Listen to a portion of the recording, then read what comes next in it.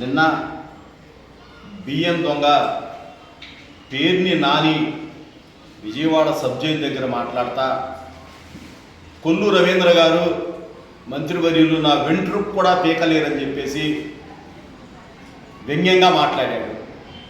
ఈ సందర్భంగా పేర్ని నానికి ఒకటే గుర్తు చేస్తా ఉన్నా, వెంట్రుకలు పీక్కోవటం అనేది మీ పార్టీ నాయకులందరికీ మీ అధినాయకుడు జగన్మోహన్ రెడ్డి దగ్గర నుంచి అలవాటైపోయింది.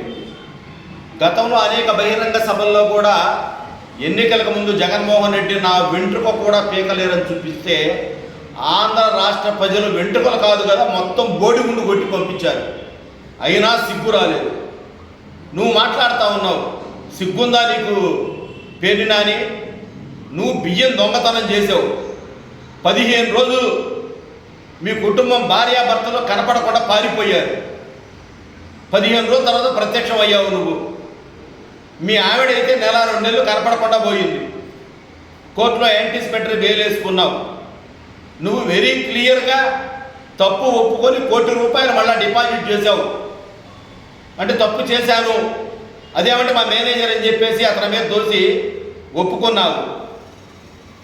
నువ్వు కొల్లు రవీంద్ర గారి గురించి మాట్లాడే స్థాయి అర్హత నీకుందా అని అడుగుతా ఉన్నా. ఒక బలహీన వర్గాలకు చెందిన వ్యక్తి కొల్లు రవీంద్ర, అతన్నేదో బియ్యం గింజలు ఏరుకునేవాడు అంటే ఏంటి? నీకంత చిన్న చూప బలహీన వర్గాల వారంటే? నీకంత ఒళ్ళు బొలుపా, అహంకారమా? గతంలో కూడా పవన్ కళ్యాణ్ గారిని ఇష్టం వచ్చినట్లు మాట్లాడావు. నీ కొడుకు నీకు తెలుసు డిపాజిట్లు కూడా రావు, నేనైతే ఓడిపోతాను, ఆ ఓటమి నాకు ఎందుకులే అని జగన్మోహన్ రెడ్డికి అడుగుపెట్టుకొని నీ కొడుకుని నిలబెడితే 6,00,000 పైన 50,000 ఓట్ల పై 50,000 పైన చురుకు మెజారిటీతో ఓడిపోయారు మీ కొడుకు. అయినా సిగ్గు జనం లేకుండా మాట్లాడుతూ ఉన్నావు. 50,000 మైనస్తో మదిలీపట్నం ప్రజలు నీ కొడుకు గుండు కొడితే ఇంకా నువ్వు వెంట్రుక పీకలేరంటావే? పీకారు కదా మొత్తం. నిన్ను పీకారు, మీ కొడుకుని పీకారు, మీ నాయకుడిని పీకారు, నీకు తోడు వాడు కూడా కొడాలి నానిగాడు.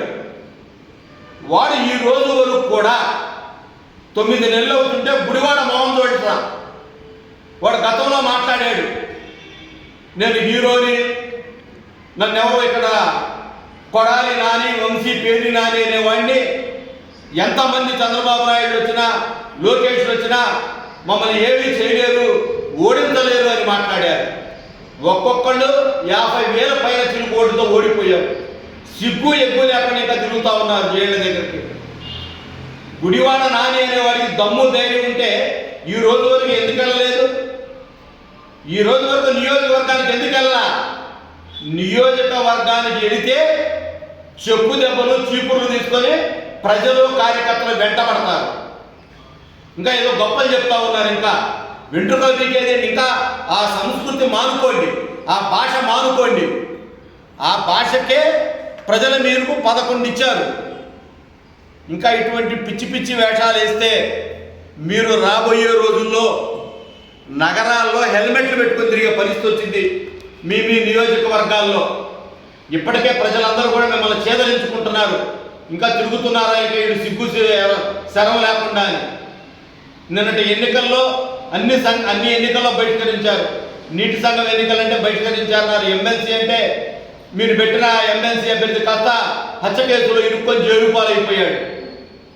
కాబట్టి ఆల్రెడీ మీ నాయకులు మీ అందరి గుండ్లు ఋషికొండ గుండు మీరు ఎట్టగొట్టారో ప్రజలు మీకు అట్ట గుండు కొట్టారు. కాబట్టి ఒళ్ళు దగ్గర పెట్టుకొని మాట్లాడితే బాగుంటుందని చెప్పి ఈ సందర్భంగా హెచ్చరిస్తా ఉన్నా.